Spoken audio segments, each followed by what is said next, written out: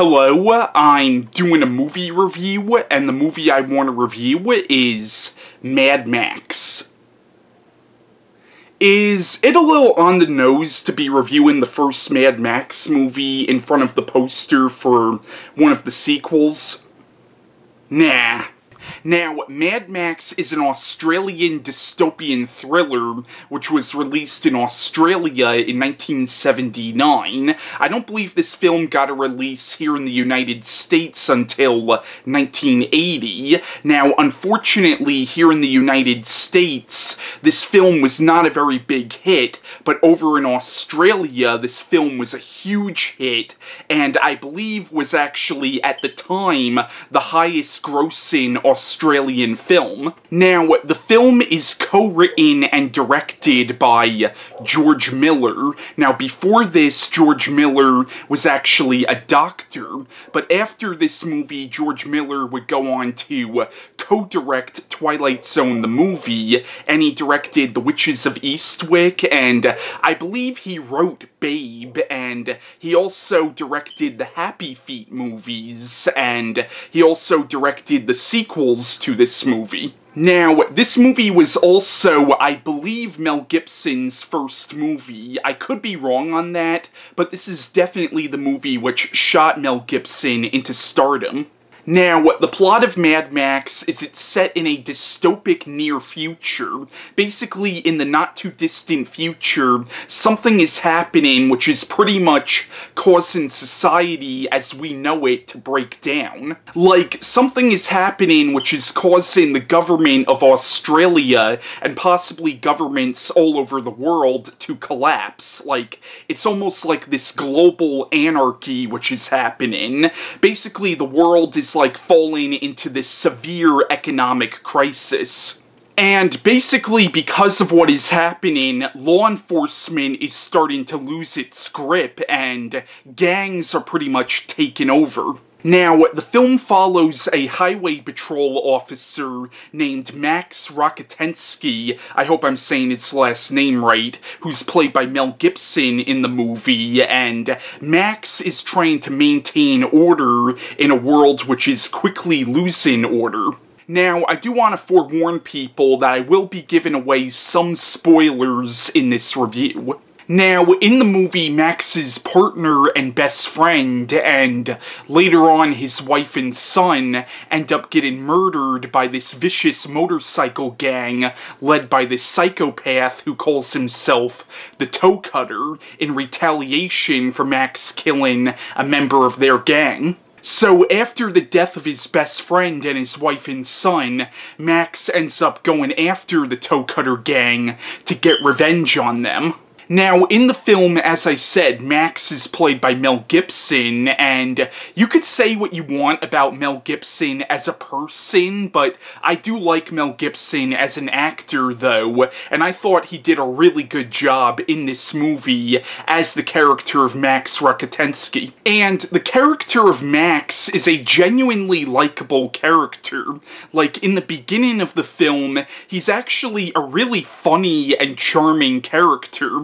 Like, there's this really great scene in the movie where his wife is depressed, and he's trying to cheer his wife up, and he puts on, like, a zombie mask to cheer her up, and in the film, you really do get a sense of the relationship between him and his wife, and there's actually really good chemistry between Mel Gibson and the actress who played his wife in the movie. You'll have to forgive me, her name is escaping me right now.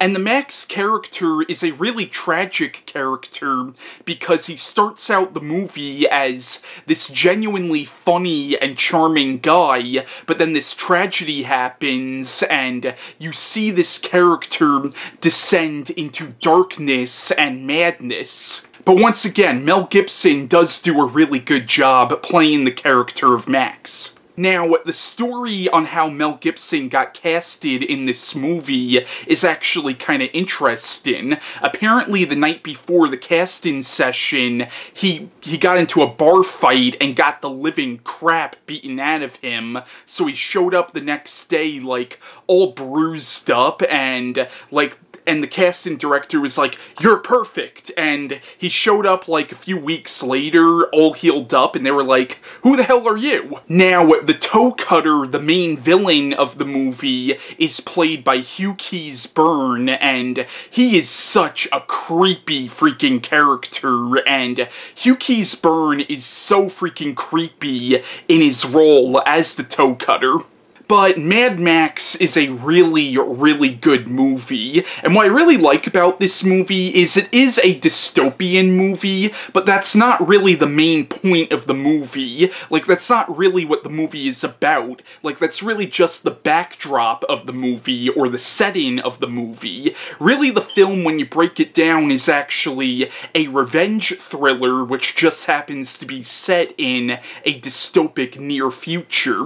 And I like how in the movie, they don't really explain exactly what's causing the world or causing society to break down. In the sequels to this movie, you get a better idea of what's actually going on in the world, but in the first movie, you're really not 100% sure what's actually causing society to break down in this film. Now, a lot of this movie's strength, I think, comes from the relationship that you see between Max and his wife Jessie, and I was actually kind of moved by some of the scenes where you see these two together, and they have really good chemistry in the movie, and, like, there's a really good montage sequence in this movie where Max is going on a road trip with his wife and son, and it's actually really moving and really heartbreaking considering what ends up happening to Jessie later on in the movie. Now, another thing that I think is really cool about this movie is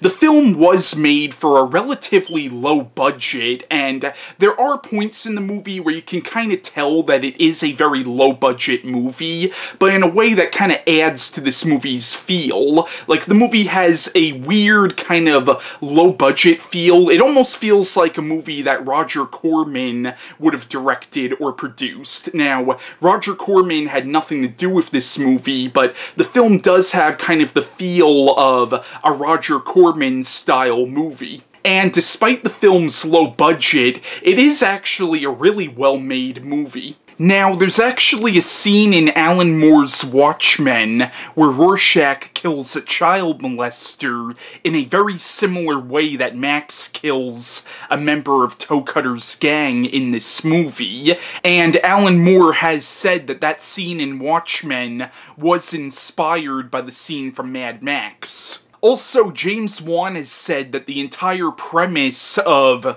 the first Saw movie was actually inspired by this particular scene from this movie. But yeah, Mad Max is a really good dystopian thriller, and I would definitely recommend it if you haven't seen this movie already. Now, in 1981, this film spawned a sequel called The Road Warrior, and then in 1985, you had the film Mad Max Beyond Thunderdome, and then in 2015, you had the film Mad Max Fury Road, which acted as both a sequel and a reboot to the Mad Max series. Now, the first Mad Max movie was a dystopian movie. The sequels are outright post-apocalyptic movies. Now, I'll be reviewing the sequels very soon, but that was my review on Mad Max, and bye.